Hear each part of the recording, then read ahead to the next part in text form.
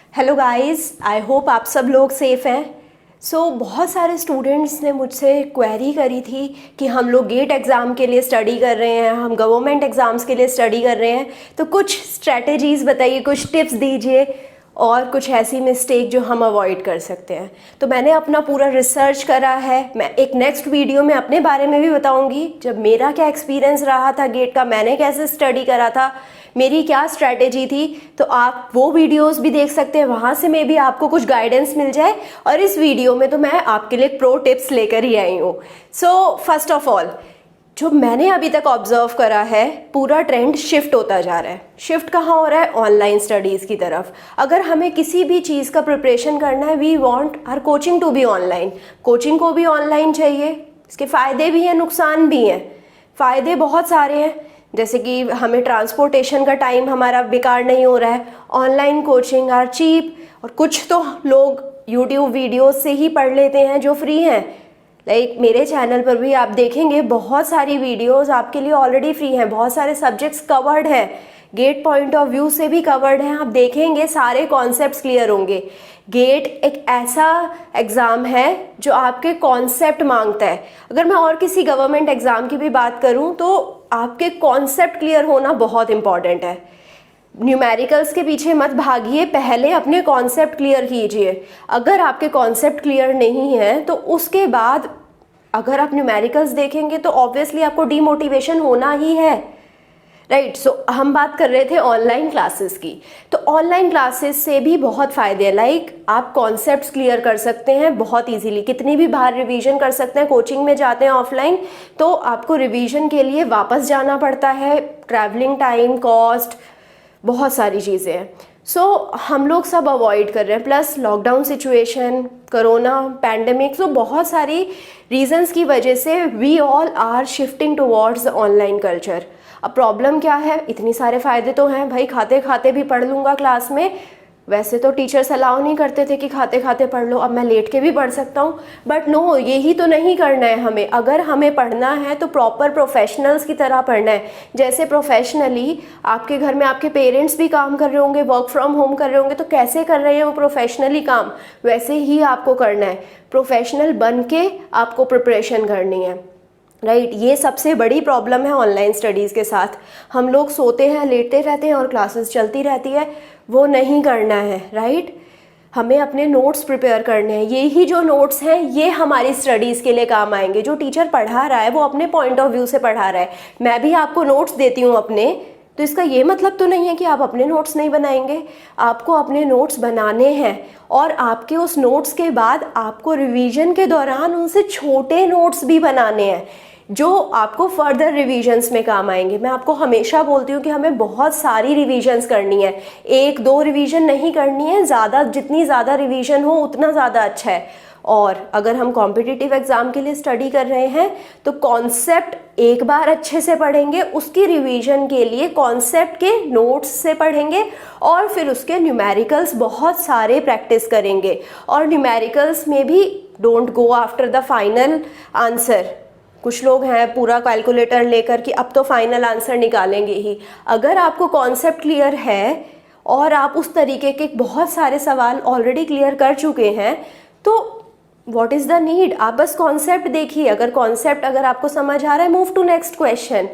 कुछ आपको smart strategies ज़रूर यूज़ करनी पड़ेंगी, राइट, क्योंकि टाइम बहुत लिमिटेड होता है हर किसी के लिए। अगर आप एक साल पहले भी स्टार्ट कर रहे हैं तो भी आपके पास टाइम लिमिटेड है। इतने सारे सब्जेक्ट्स हमें कवर अप करने हैं, एप्टीट्यूड भी कवर अप करना है, इंजीनियरिंग मैथमेटिक्स भी कवर अप करनी है, और उसके बाद अपने टेक्निकल सब्जेक्ट जो 7 से 8 तो हर कोर ब्रांच में है ही। अगर हमें ये सारी चीज़ें कवर अप करनी है तो हमें थोड़ा स्मार्टली प्लान करना होगा। प्रीवियस ईयर पेपर्स बहुत इंपॉर्टेंट हैं, आप उन्हें करिए। अगर आप प्रीवियस ईयर पेपर को शिद्दत से करेंगे तो ऑब्वियसली आपको टाइम मैनेजमेंट का पता लगेगा। आप एग्जाम के दौरान ब्लैंक आउट नहीं हो जाएंगे। आप टेस्ट सीरीज खरीद सकते हैं, टेस्ट सीरीज में इन्वेस्ट करना बहुत अच्छा आइडिया है। कुछ बच्चे सोचते हैं कि यार टेस्ट सीरीज भी खरीदूं, कोचिंग क्लासेस वाला मटेरियल भी खरीदूं, क्या क्या खरीदूं मैं। बट कुछ खरीद रहे हैं या नहीं खरीद रहे, टेस्ट सीरीज जरूर खरीद लीजिए। टेस्ट सीरीज क्यों खरीदने के लिए बोल रही हूँ मैं आपको, इससे आपको पता लगेगा कि आप कितने एफिशिएंट हैं। मैंने अभी आपको बोला था आपको ब्लैंक आउट नहीं होना है एग्जाम के दौरान। अगर आप रोज रोज एक टेस्ट अपना करेंगे तो कितना इजी हो जाएगा आपको एग्जाम के दौरान। हमारी बॉडी क्लॉक होती है, अगर हमारी बॉडी किसी चीज से हैबिचुअल है, अगर मैं रोज टेस्ट दे रही हूँ तो एग्जाम वाले दिन भी वो एक टेस्ट ही होगा मेरे लिए जो मैं रोज देती आ रही थी। बट अगर मैं रोज सिर्फ पढ़ाई कर रही हूँ, मैं कॉन्सेप्ट पढ़ रही हूँ, तो एग्जाम वाले दिन क्या होगा, एग्जाम वाले दिन मुझे एकदम से टेस्ट दिखेगा और मैं ब्लैंक आउट भी हो सकती हूँ।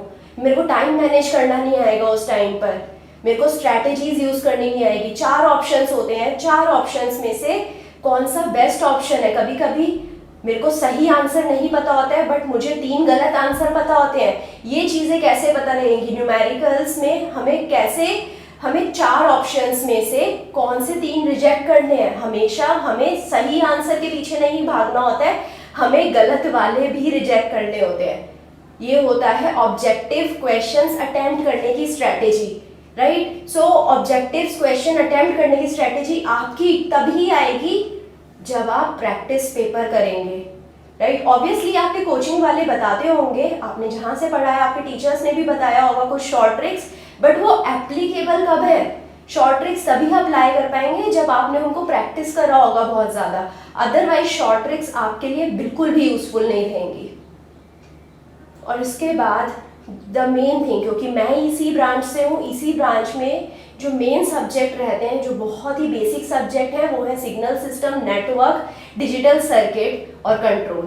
तो ये 4 सब्जेक्ट आपके बहुत जल्दी कवर अप हो जाए, उसके बाद आप कोर सब्जेक्ट्स पे जाइए। जैसे मेरे केस में मैंने उसके बाद उठाया था कम्युनिकेशन, जो मुझे बहुत पसंद था, ईडीसी जो मुझे पसंद था, तो इसलिए मेरे ये दोनों सब्जेक्ट्स जल्दी से कवर अप हो गए।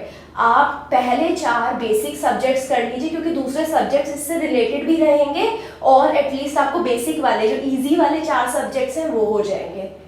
डिजिटल सर्किट मोस्टली स्टूडेंट्स को आता होता है, सिग्नल सिस्टम मोस्टली स्टूडेंट्स को आता होता है, बस आपको इस पर प्रैक्टिस की जरूरत है। तो जब आप डिफिकल्ट सब्जेक्ट्स पढ़ रहे होंगे, इसके न्यूमेरिकल्स प्रैक्टिस करते रहिए साथ साथ, राइट। तो ये चीज़ आपको हमेशा याद रखनी है, कभी भी अपने आप को प्रैक्टिस से दूर मत रखिए, राइट। हमेशा हमें न्यूमेरिकल्स तो प्रैक्टिस करते रहने हैं। डिसिप्लिन बहुत इंपॉर्टेंट है, कंसिस्टेंसी बहुत इंपॉर्टेंट है।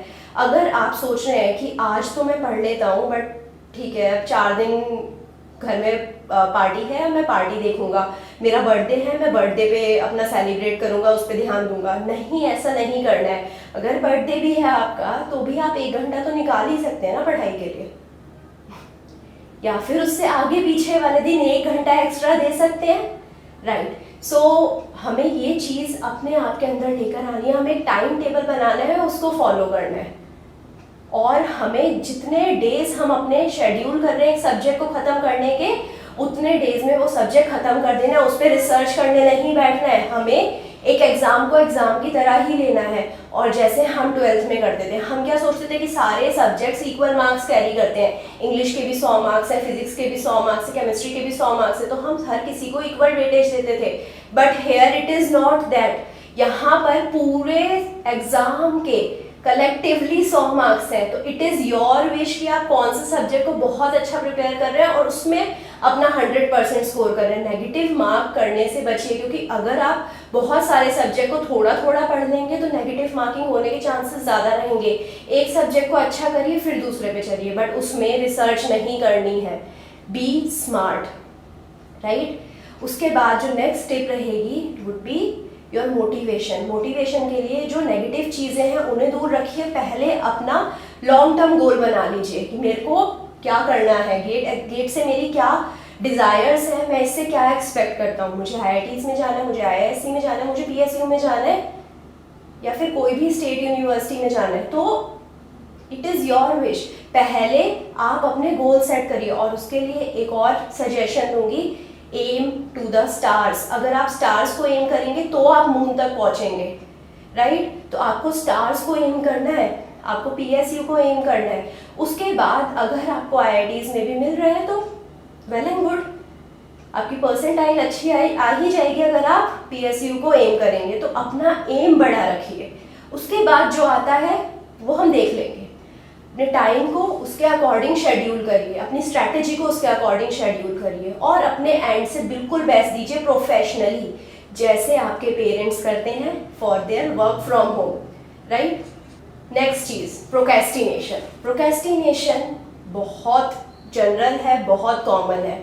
इस महीने के बाद स्टार्ट करूँगा पढ़ाई, इस महीने नहीं, next month, next week, next Monday, Wednesday, कल सुबह, नहीं होगी ऐसे स्टार्ट। आज अभी इसी वक्त अभी उठकर बैठना है, अभी स्टार्ट करना है। टाइम टेबल बनाइए और उस पर लग जाइए। उसके बाद कुछ भी हो जाए at least follow your time table. अपने आप से एक्सपेक्टेशंस रखिए और अगर आप अपना टाइम टेबल पूरा फॉलो करते हैं आफ्टर एवरी डे, रात में पैट योर बैक।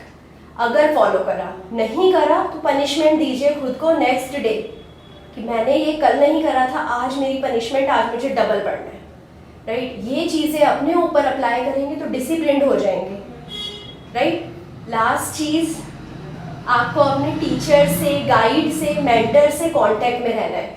अब टीचर्स, गाइड, मेंटर क्या कर लेंगे आपके प्रिपरेशन में? बहुत कुछ कर लेंगे। इवन अगर आप ऑनलाइन पढ़ाई कर रहे हैं तब भी आपके कुछ टीचर्स होंगे जिनसे आप बात करते हैं, आपके यूनिवर्सिटी टीचर्स होंगे, आपके क्लास टीचर्स होंगे, किसी से भी बात करते रहिए।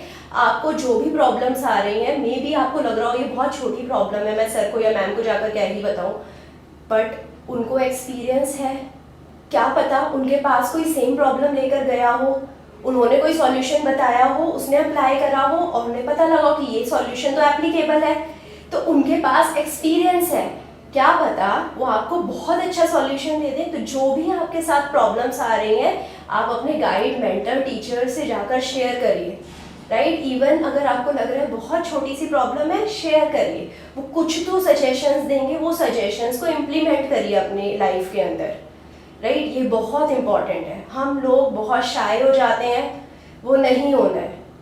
क्या होगा, ज़्यादा से ज़्यादा ही विल स्कोल्ड अस। और अगर टीचर अच्छे हैं, आपसे पहले से बातचीत होती है या you know is a good person और she is a good person, तो ऑब्वियसली वो आपको एक अच्छा ही सजेशन देंगे। हर स्टेज पर इवन मुझे गाइड की ज़रूरत रहती है, मुझे मेंटर्स की ज़रूरत रहती है, तो व्हाई नॉट यू?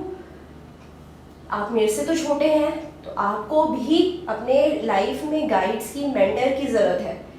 उनसे जाकर सजेशंस लेते रहिए। मे बी इस वीडियोस के कुछ सजेशंस आप इम्प्लीमेंट कर लीजिए, कुछ सजेशंस जो मैंने दिए अपने गाइड से जाकर उसको डिस्कस करिए और अपने टीचर से पूछिए क्या ये मैं इम्प्लीमेंट कर लूँ, क्या पता वो आपको इससे भी अच्छी चीज़ें बताएं, राइट। तो एटलीस्ट यहाँ से कुछ गेन कर रहे हैं तो लाइक करिए, सब्सक्राइब करिए, दोस्तों के साथ शेयर करिए, कंटेंट को फैला दीजिए, right. Thank you so much.